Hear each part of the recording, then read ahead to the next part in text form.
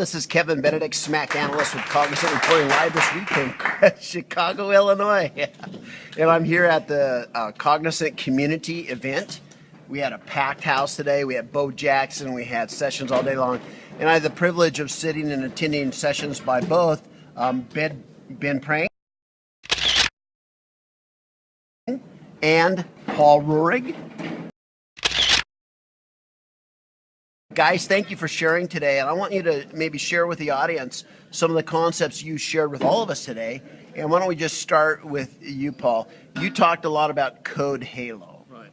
What's code halo mean to you? So if you think about all of the data and information that we all share in our personal lives, whether it's with LinkedIn or Hulu or Netflix or Facebook, we're sharing and exchanging data in return for some sort of meaning and information, whether it's a connection to a person or a movie or purchasing something on Amazon.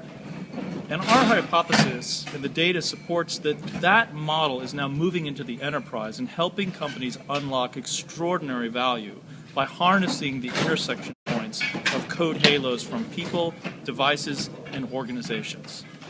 So people are surrounded by all this personal information, and the question is, what value does it have, or how can it be used?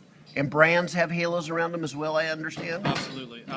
And so more and more companies are beginning to harness the value of these fields of data and information and meaning.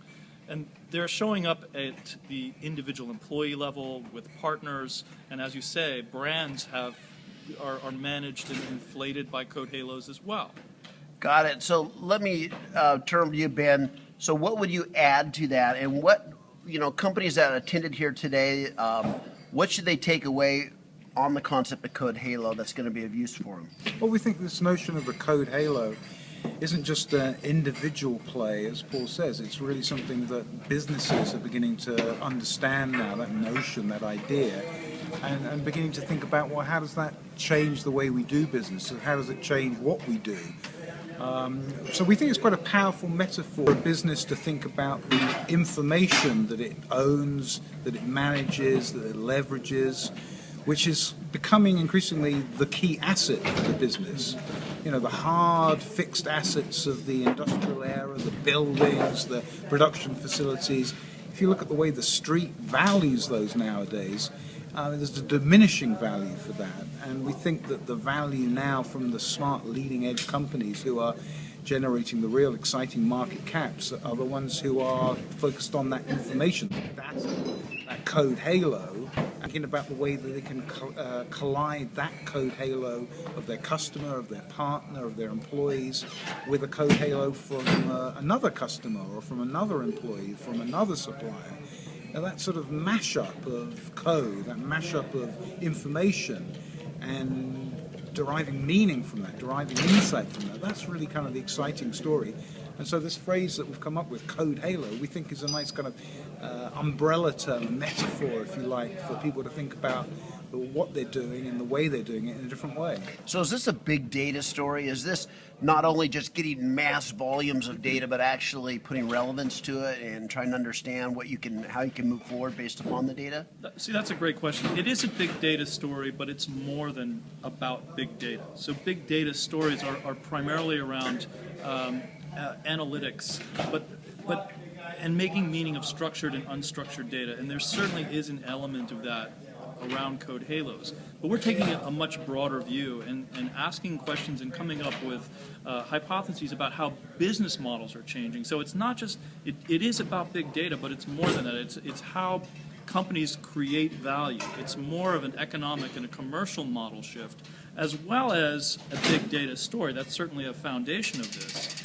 But we think that many companies are, as Ben said, configured for more of an industrial, physical value chain reality, commercial models, and more companies are beginning to unlock code halo value by focusing on knowledge and information assets. And that's changing their commercial models. It's changing how they do work and how they create value. So yes, it's about big data, but it's much more than that, we think. Got it. I'd just add to that. Yes, that please. Big data is not the end, it's the means. That's right. So people are looking at big data as though it's the end. It's not.